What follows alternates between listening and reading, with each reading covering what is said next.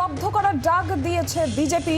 একাধিক কর্মসূচি তাদের রয়েছে, আর এর মধ্যেই যে খবর পাওয়া যাচ্ছে বিজেপির ধর্ণা মঞ্চ ভেঙে দেওয়ার অভিযোগ উঠছে। ধর্ণা মঞ্চ ভেঙে দেওয়ার অভিযোগ পুলিশের বিরুদ্ধে, মঞ্চ ভেঙে দেওয়ার অভিযোগ, বিক্ষোভ বিজেপির, ক্ষোভ বিজেপির। এখানেই প্রতিবাদ কর্মসূচিতে যোগ দেওয়ার কথা ছিল বিজেপির রাজ্য সভাপতি সুকান্ত মজুমদারেরও। বিজেপির ধর্ণা মঞ্চ ভেঙে দেওয়ার অভিযোগ পুলিশের বিরুদ্ধে, মঞ্চ ভেঙে দেওয়ায় ক্ষোভ বিজেপির। এখানে প্রতিবাদ কর্মসূচিতে যোগ দেওয়ার কথা ছিল সুকান্ত মজুমদারের।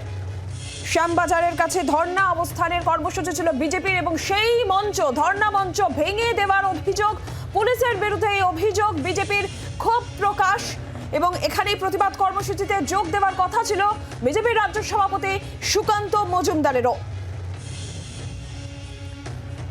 বাংলাকে স্তব্ধ করার ডাক বিজেপির। একাধিক কর্মসূচিতে আপনারা দেখতে পাচ্ছেন সেই ছবি, শ্যামবাজারের ছবি আপনাদের সামনে তুলে ধরছি। মঞ্চ ভাঙার অভিযোগ, এবং এই মঞ্চতেই ধর্নায় বসার কথা ছিল রাজ্য বিজেপির সভাপতি সুকান্ত মজুমদার, এবং এই নিয়ে ইতিমধ্যেই পুলিশের বিরুদ্ধে ক্ষোভ, অভিযোগ পুলিশের বিরুদ্ধেই ধর্না মঞ্চ ভেঙে দেওয়ার। অগ্নিমিত্রা পল তিনি কি বক্তব্য রাখছেন এ বিষয়ে শোনাবো আপনাদের। প্রধান বিচারপতি তিনি বলছেন যে রাজ্য প্রশাসন সম্পূর্ণ ব্যর্থ, যারা নিজেদের পুলিশকেই রক্ষা করতে পারে না তারা চিকিৎসকদের কিভাবে রক্ষা করবে, প্রধান বিচারপতি বলছেন। 14 তারিখ রাত্রে যখন আরজি করে হামলা হয়েছে, মুখ্যমন্ত্রী আপনার স্টেট আইবি কোথায় ছিল? আপনার পুলিশদের মারা হয়েছে। কলকাতা পুলিশ রক্তাক্ত, তার চেহারা আমরা দেখতে পেয়েছি, পুলিশ রক্তাক্ত। কোথায় স্টেট আইবি? কেন খবর ছিল না? সব খবর ছিল।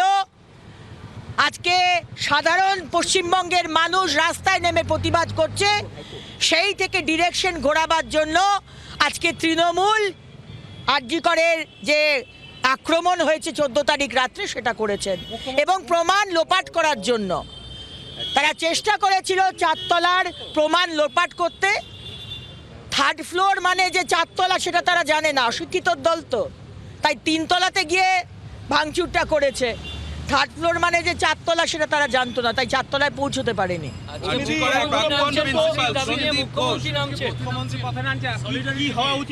মুখ্যমন্ত্রী আপনি সব রকম ভাবে চেষ্টা করেছেন এই কেসটাকে ধামাচাপা দেবার, আপনি সব রকম ভাবে কেসটাকে কনফিউজ করার চেষ্টা করেছেন। আপনি বলেছেন, আপনার পুলিশ বলেছে, আপনার স্বাস্থ্য দপ্তরের লোক বলেছে এটা সুইসাইড। আপনার অত্যন্ত প্রিয় পাত্র এক্স প্রিন্সিপাল অফ আরজি কর ডক্টর সন্দীপ ঘোষ বলেছে ইটস আ কেস অফ সাইকোসিস। আপনার পুলিশ বডিকে প্রিজার্ভ করেনি, সেকেন্ড পোস্টমর্টম হয়নি। আপনার কোনো ডক্টর মাঝি সেখানে গিয়ে ঘন্টার পর ঘন্টা বসেছিল। আপনার নির্দেশে না কার নির্দেশে সেখানে কনস্ট্রাকশনের কাজ শুরু হয়েছে।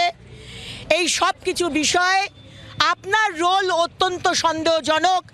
তাই সিবিআইয়ের কাছে আমি আর্জি জানাবো মুখ্যমন্ত্রীকে ইন্টারোগেট করা হোক তার রোল নিয়ে, এই কেসে তার কি রোল।